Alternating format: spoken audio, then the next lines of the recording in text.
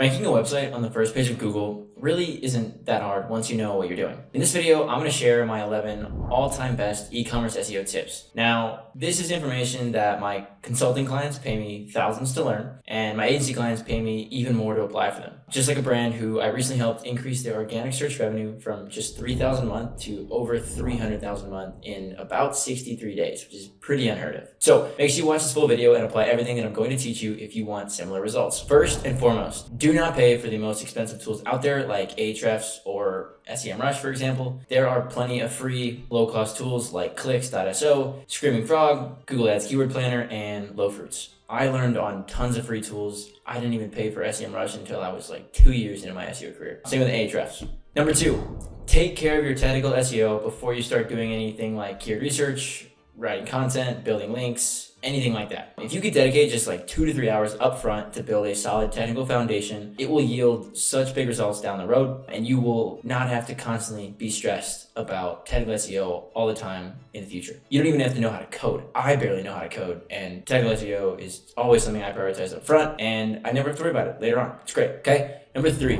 right after you do your technical SEO, get into keyword research, but this is before you build any backlinks or write any content for your website. If you try to draft copy for your website, whether it's homepage, product page, collection page, blog post, whatever, and you just do it on gut instinct, what you think customers are searching for, there is a very good chance it will backfire on you, and you will have wasted all this time and potentially a copywriter's time on content that's never going to rank. Please do your keyword research first. It will save you so much time and money, and prevent you from having to backtrack and rewrite your copy weeks or months later. Number 4, keyword research is going to take some time. It is. Unfortunately, it's going to take a couple hours, maybe more, depending on how big your site is. So tip number 4 really is you want to find keywords that are high in search volume but low in competition. Okay. If your brand is like brand new, and I mean like less than 3 or 6 months old, do not just go after the highest search volume keywords. It will take you years to rank for those as a new brand, unless you're throwing like 100% of your efforts into SEO and you ignore like Google Ads or email, which you shouldn't ignore those channels by any means. But if you look long enough, you will find keywords that have at least a decent search volume and are low competition. And ultimately, these are going to convert better because they'll probably be longer tail and higher search intent, okay, or higher purchase intent. Okay. Number 5, map out your keywords for your homepage, collection pages, and product pages first. These are the bottom of funnel money pages, right? Your homepage should target the highest level keyword. Let's say you sell skincare supplements, okay? So your homepage, for example, would be skincare supplements. That's the keyword you would target on the homepage. Now moving down a step into your collections, something more specific. Let's say you sell all kinds of skincare supplements, but let's say specifically you sell vitamin D supplements, okay? That would be a collection level keyword. And then you go down a level there. Let's say you've got 10 different types of vitamin D supplements.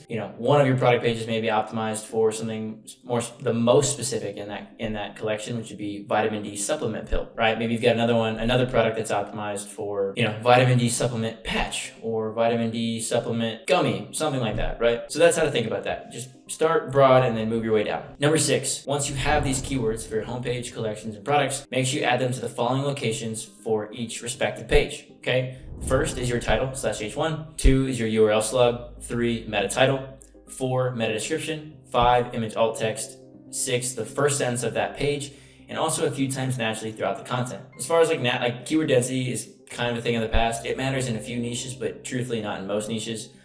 If it's product page 2, 3, 4 times is good. If it's collection page, similar.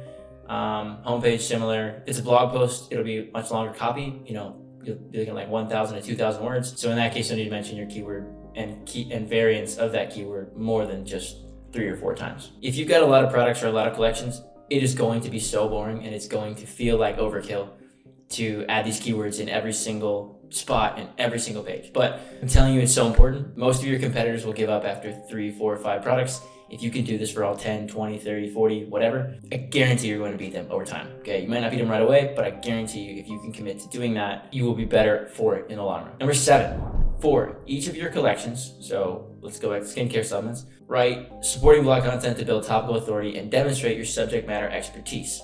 Then build internal links between these blogs into the relevant collections. Going back to the skincare supplements, let's say it's vitamin D supplements is my collection, right? I'll write blogs like, what does vitamin D do? What are the benefits of vitamin D? Are vitamin D supplements better than naturally occurring vitamin D? Things like that. Tip number 8, do not spend 4, 5, 6 hours agonizing over whether or not your page is perfectly optimized. I'm going to save you the trouble. There is no such thing as a perfect page optimization, even if Search for SEO or Yoast tells you it is. I remember early on in my career, I would spend like hours looking at blogs. And truth be told, like I probably lost out on money and traffic as a result of it. Just hit publish when you are like 70 to 80% of the way there, and keep an eye on the performance in Google Search Console over the next few weeks and months. If it continues to climb up the rankings, it's pretty good. Just leave it alone, okay? If it's not performed well after 6 to 8 weeks, give it an update. All right, build more internal links to it, add more content that's actually valuable to the reader, update the intro paragraph, things like that. Number 9, going off of the blog content, you do not constantly need to publish new blog content, okay? More often than not, there are dozens of opportunities that already exist on your e-commerce site as it is right this second.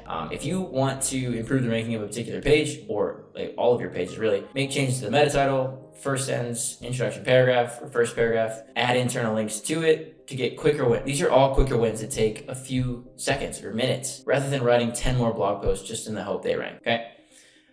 Way more bang for your buck on optimizing what already exists as opposed to creating new stuff. Number 10, regularly build at least 3 to 5 backlinks each month and split them up to target your homepage, blog posts, and collection pages. If you're an e-com, I do not recommend building backlinks directly to your product pages, as they do look a bit unnatural and Google will probably just ignore them anyway. Backlinks are 100% necessary in SEO, right? Especially with AI content becoming so widely available to everyone, links are really what's going to separate you. They will boost your content efforts and help all of your pages rank higher on Google. And again, the whole point of this is to help you make more money, and that's what backlinks do. And final one here, number 11. When you measure your e-commerce ROI, you need to tie it to organic search revenue, not organic search traffic. Just because you're driving more visitors to your site, it does not necessarily mean that your SEO is working. If you write a really great blog and all of a sudden you got 10,000 extra visitors a month, that's great.